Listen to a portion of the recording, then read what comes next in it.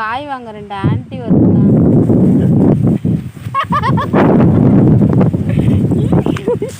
வாங்க அவ தூங்கல நின்று பாருங்க.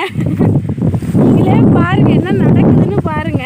இப்படிதான் காய் வியாபாரம் பண்ணிட்டு இருக்காரு பார்த்துக்கங்க.